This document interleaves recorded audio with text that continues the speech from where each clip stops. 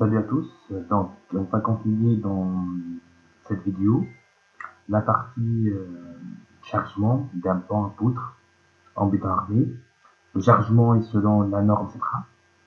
Donc je vais parler ici de deux natures de charge différentes, les charges permanentes et les charges d'exploitation. Donc je vais diviser cette partie en des petites parties et dans chaque partie je vais présenter les charges qu'on va appliquer je vais commencer par les charges permanentes. Donc, en ce qui concerne le poids propre de la structure, c'est-à-dire le poids propre des poutres, du tablier et de l'entretoit. Donc, je vais cliquer ici sur 4 charges et je vais commencer par la première charge qui sera générée automatiquement. C'est la charge permanente. Donc, je dois vérifier ici que la nature permanente. Le nom de la charge, c'est poids propre.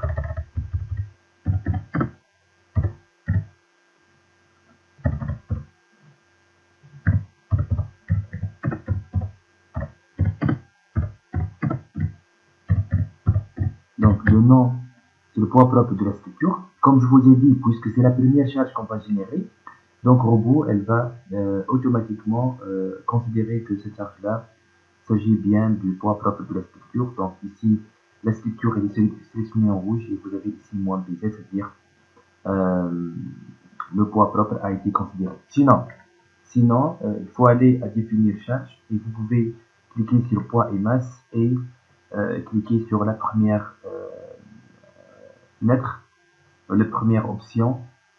Ici, donc Robot, elle va calculer le poids propre de la structure. Donc, si vous avez créé, si la charge a été automatiquement, ou bien si le poids propre a été automatiquement considéré par Robot, si par exemple je vais supprimer cette charge-là et je vais, par exemple, je vais supprimer cette charge-là et je vais générer de nouveau le poids propre de la structure, elle ne sera pas automatiquement considérée par Robot et dans ce cas-là, je dois cliquer sur le poids propre de la structure entière et donc comme ça, Robot, elle va considérer cette charge-là. Donc pour le poids propre des éléments qui existent dans le modèle, elles ont été considérées automatiquement. Deuxième charge permanente, je vais parler de la couche d'étanchéité. Et la couche d'étanchéité, c'est une charge surfacique appliquée sur la totalité du tapis.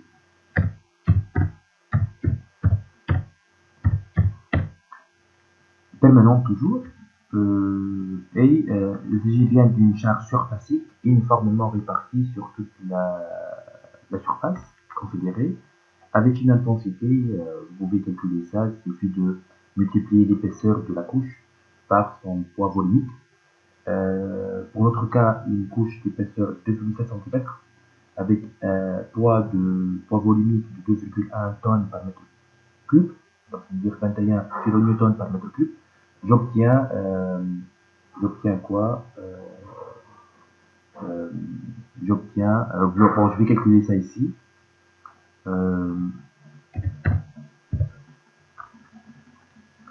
Poids volumique égale 21 kN par mètre cube, poids volumique du matériau utilisé pour la couche d'étanchéité, 21, multiplié par l'épaisseur qui est égale 0,027. Donc 2,7 cm, ça fait 0,2,7 cm, ça fait 0,027 mètres.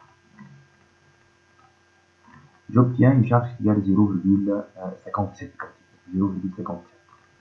Donc c'est moins, parce que Z est dirigé vers le haut et je vais appliquer la charge par rapport au repère global, moins 0,057 et je vais appliquer cette charge-là sur tablier. Juste ici pour afficher le symbole, je clique sur symbole et sur la description pour avoir la valeur. Donc, faites attention ici, l'unité c'est le kilopascal, kPa, c'est-à-dire kilonewton par mètre carré, et j'ai multiplié le poids volumique par l'épaisseur pour avoir la charge par mètre carré, puisqu'il s'agit bien d'un modèle bidimensionnel. Et dans ce cas-là, je vais utiliser des charges surfaciques. C'est plus simple au niveau de la génération des différentes charges. Dans la suite, je vais continuer les autres charges permanentes ainsi que les charges d'exploration. Pour l'affichage de toutes les caractéristiques des éléments qui existent dans notre modèle, vous pouvez aller à Attributs. Ici, Charge, vous pouvez accéder directement à ces deux options ici, ou bien vous pouvez aller Charge, Symbole, Valeur, pour afficher, ou bien pour désactiver l'affichage le symbole et l'intensité de la charge appliquée. Deux charges pour le moment appliquées, le poids propre de la structure et la couche d'étanchéité. Je vous remercie. Salut à tous. Toujours dans la partie chargement, et je vais parler maintenant du poids propre de la couche de roulement. Donc, la valeur de la charge, ou bien l'intensité de la charge égale à 1,32, obtenue par un simple calcul effectué. Le matériau de masse volumique 22 kN par mètre cube et l'épaisseur de la couche égale à 6 cm, donc 6 fois 22, 0,06 en mètres d'épaisseur en mètre multiplié par le 22, j'obtiens une intensité ou bien une charge surfacique qui est égale à 1,32 kPa, kN par mètre carré. La différence, c'est que cette charge-là, elle est appliquée uniquement sur la largeur roulable, qui est égale à 8 mètres pour notre cas. La largeur totale du tablier est égale à 12,5 mètres. Donc, c'est une charge surfacique, mais appliquée uniquement sur une partie de la surface considérée. Donc, je clique d'abord sur le cas de charge pour que je puisse ajouter une troisième charge nommée couche de roulement.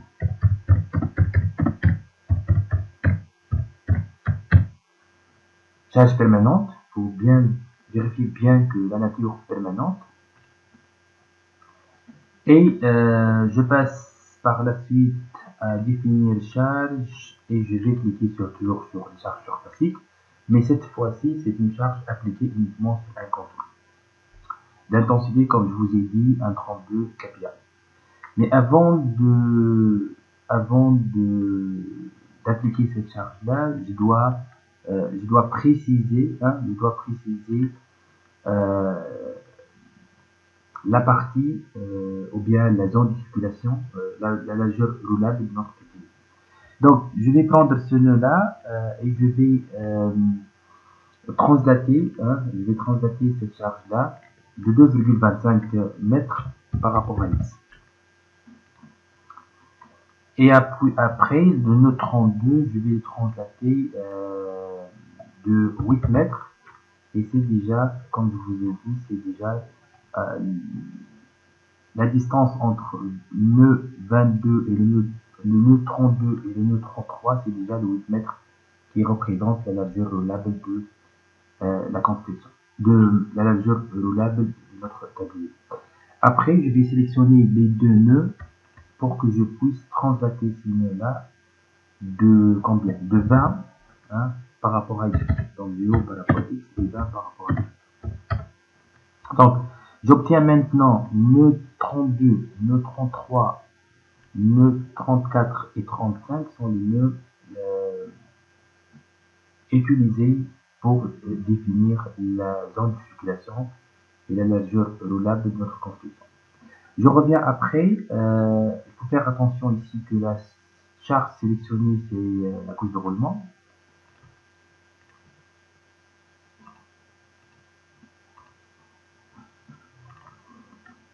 Il s'agit bien d'une charge surfacique appliquée uniquement sur un contour d'intensité moins 1,32 kPa par rapport au repère global. Donc, pour cette raison, j'ai mis moins.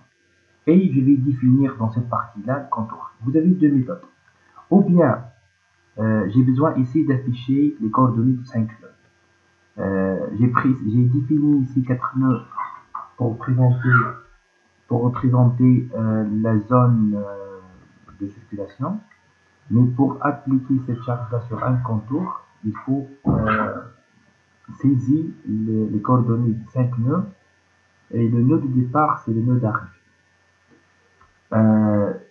Saisis ici les coordonnées des différents nœuds en cliquant à chaque fois à ajouter puis appliquer pour qu'on puisse appliquer cette charge-là, ou bien tout simplement en utilisant directement le curseur. Je vais cliquer sur nœud 32. Donc, regardez, au fur et à mesure, les coordonnées de ce nœud-là s'ajoutent automatiquement.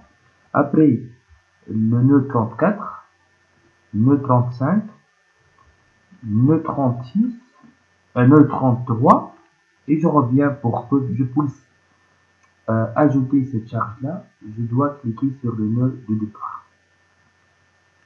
Et la charge a été appliquée maintenant sur un contour bien défini que représente la zone de circulation et de largeur, de longueur, c'est la longueur c'est la portée du pont, et de largeur, c'est la largeur roulable égale à 8 mètres ici, obtenue par un calcul simple en fonction des données du projet.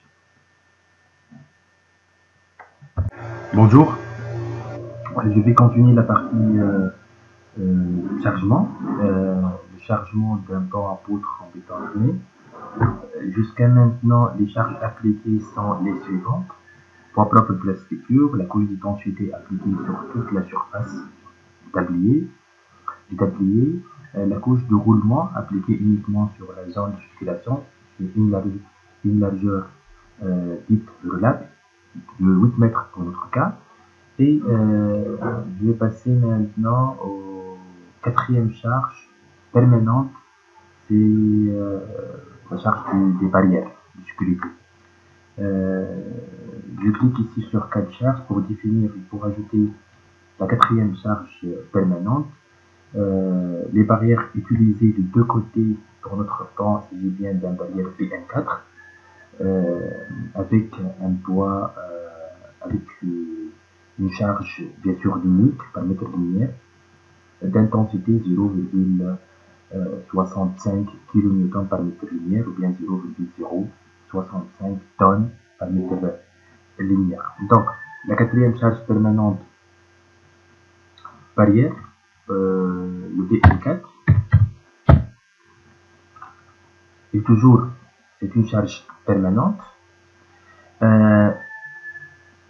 La nature permanente, le type, c'est une charge linéaire, par mètre linéaire. Donc, je vais chercher l'option qui nous permet d'appliquer une charge linéaire sur une surface, sur un panneau. Je vais aller à définir charge, toujours surface, puisque l'élément considéré s'agit bien d'une surface. Et vous avez ici, charge linéaire sur le bord de votre surface, du panneau. La charge, toujours par rapport au repère global, c'est par rapport à la gazette, avec un signe moins. Vous avez ici, pour le barrière type BN4, la charge égale 0,065 tonnes par mètre linéaire, ou bien 0,65 kN par mètre linéaire. L'unité ici, c'est le kilonewton. Donc, vous pouvez modifier l'unité de la force en tonnes, c'est simple. Je vais garder le kilonewton et je vais saisir une valeur égale à 0,65 kN par mètre linéaire. Donc, je vais mettre ici moins 0,65 kN par mètre linéaire et j'applique cette charge-là sur le bord. C'est pas sur la première option, c'est pour appliquer une charge linéaire sur le périmètre de votre panneau. Et la deuxième, c'est pour appliquer la charge sur le bord, sur le bord déjà côté, sur le bord du côté sélectionné. Puisque nous avons deux barrières BN4 de deux côtés, je clique sur la deuxième côté, l'autre côté, et j'ai choisi la deuxième option sur le bord, c'est-à-dire j'applique une charge linéaire uniquement sur le bord. La première, c'est sur tout le périmètre de votre panneau.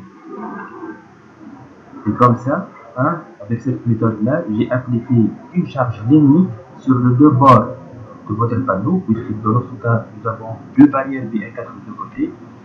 Et comme je vous ai dit, pour notre cas, l'intensité de la charge est à 0,065 tonnes par mètre linéaire. Salut à tous, donc ici un schéma qui représente la coupe transversale de notre pont à poutre. Comme vous pouvez remarquer ici l'existence des deux barrières de sécurité. Les charges ont été déjà appliquées, qui représentent l'action exercée par les barrières sur le tablier, sur notre tablier. Et je vais parler dans cette vidéo-là des charges exercées par les corniches et les contre-corniches, des deux côtés aussi. Et c'est une charge permanente et de type limite. C'est toujours, je suis en train de parler d'une charge linéaire, par mètre linéaire, appliquée sur les deux bords de notre tablier.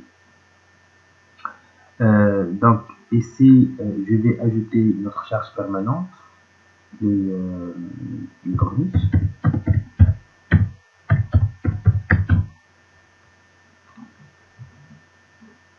L'intensité de cette charge-là égale à 0,5 tonnes par mètre linéaire et donc 5 kN par mètre linéaire. C'est le poids propre des corniches. Et comme montre cette figure-là, les corniches sont de deux côtés. Et donc j'applique cette charge-là sur les deux bords du panneau déjà créé dans le modèle robot. Les charges appliquées sur une surface, et c'est une charge linéaire appliquée sur les bords. L'intensité cette fois-ci c'est moins 5 kN par mètre linéaire. Appliquer exactement la même chose que la charge des barrières. Ce sont deux charges appliquées sur les deux bords, le bord gauche et le bord droit de notre tablier. De la même chose, les contre-corniches, 0,75 kN par mètre linéaire. Donc, j'ajoute ici notre charge permanente.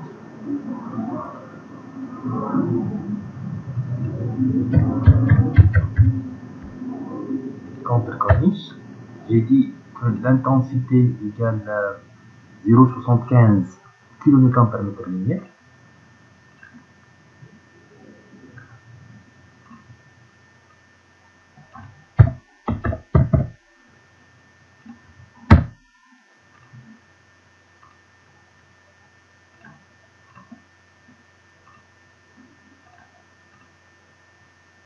C'est ça. Donc dans cette vidéo, qu'est-ce que j'ai fait? J'ai toujours dans les cas des charges permanentes, les barrières BN4 créées déjà et appliquées déjà dans la dernière vidéo. Comme je vous ai dit, c'est une charge par mètre linéaire appliquée sur une surface d'intensité moins 65 kN par mètre linéaire. J'ai parlé dans cette vidéo-là des actions exercées par les corniches et les contre-corniches, toujours sont des charges permanentes et linéaires, par mètre linéaire. Donc j'ai travaillé, c'est la même démarche effectuée pour les barrières, effectuée deux fois pour les corniches et pour les contre-corniches. Vous pouvez créer deux charges ici, les corniches et les contre-corniches, comme vous pouvez appliquer ou ajouter une seule charge qui s'appelle corniche et contre-corniche, et l'intensité égale la somme des deux charges appliquées. C'est-à-dire la somme du poids propre du corniche et le poids propre du contre-corniche. Mais ici, j'ai détaillé et j'ai appliqué la charge des corniches et votre charge, c'est la charge du contre-corniche. Toujours sont des charges permanentes et l'intensité, elle dépend du poids propre des corniches utilisées dans votre projet. Donc, toujours pour les corniches, pour les contre-corniches, il s'agit bien d'une charge par mètre linéaire. Donc, je vous ai montré que vous pouvez aller à surface et bien sûr définir charge. Surface, vous avez ici l'option d'appliquer une charge linéaire sur une surface, sur un panneau, il y a un bardage. Quand vous pouvez appliquer ici, c'est le cas de poids propre de la couche de roulement, vous pouvez appliquer une charge surfacique mais sur une partie du panneau déjà créé. Salut, donc je vais parler dans cette vidéo-là de la 7e charge permanente, le poids propre du trottoir. Donc je reviens à la coupe transversale. Vous pouvez remarquer ici qu'il y a l'existence de trottoirs de deux côtés avec une largeur égale à 1,84 mètres, 1,84 mètres. On va calculer ensemble le poids du trottoir. Donc, trottoir appliqué sur une largeur égale à 1,84 mètres. Poids volumique du matériau égale à 2,5 tonnes par mètre cube. Et l'épaisseur égale à 20 cm. Donc, la charge surfacique égale 2,5 multiplié par 0,2. Cette valeur-là en tonnes par mètre linéaire. Donc, pour avoir le kilonewton par mètre linéaire, multiplié par 1. Donc, 5 kilonewtons par mètre linéaire. 5 kilonewtons par mètre carré, par mètre carré plutôt, par mètre carré. Donc, c'est une charge surfacique par mètre carré. Poids volumique multiplié par l'épaisseur, j'obtiens une charge par mètre carré. 0,5 tonnes par mètre carré, ou bien 5 kilonewtons par mètre carré. La largeur du trottoir est à 1,84 mètres. Donc, je reviens ici. Je vais définir une nouvelle charge permanente. Poids du trottoir.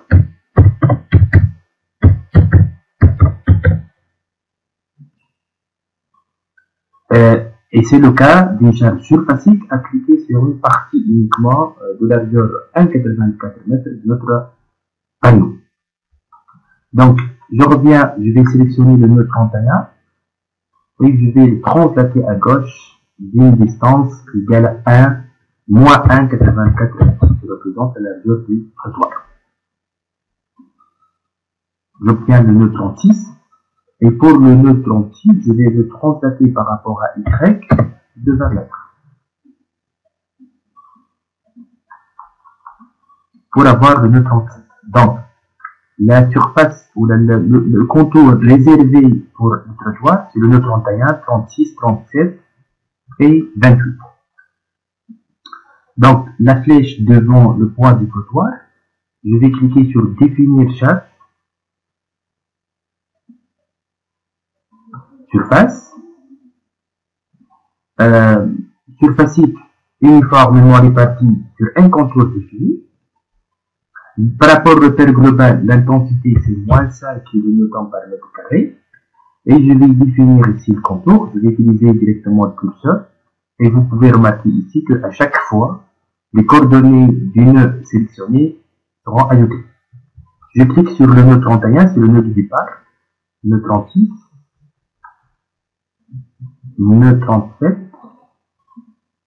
nœud 28, et je reviens au nœud 31. Donc vous pouvez ici remarquer que la charge surfacique uniformément répartie, appliquée uniquement sur une partie du contour, de largeur 1,84 représente la largeur du trottoir. Donc le 5 kN par mètre carré représente quoi? Représente le poids propre du trottoir. Et bien sûr, la même image qu'on a effectuée ici, on doit le faire partie gauche, puisque dans notre cas, vous avez deux trottoirs de deux côtés. Les mêmes caractéristiques pour les deux trottoirs. Même largeur, même matériau, même épaisseur. Je reviens à notre modèle robot et je vais constater cette fois-ci le nœud 30 d'une distance égale à 1,84 mètres. J'obtiens le nœud 38. Et pour le nœud 38, je vais le constater de 20 par rapport à mètre par rapport à Y. J'obtiens quoi? 30, 38, 39 et 29, c'est les 4 nœuds qui définissent le contour de notre trottoir. Toujours la flèche devant le poids propre du trottoir. Il s'agit bien d'une charge surfacique appliquée sur un contour, la même intensité, et je vais définir encore une fois le contour. Je commence par le nœud 30, 38, 39, 29, 30. Donc maintenant, le poids propre du trottoir a été appliqué sur votre tableau.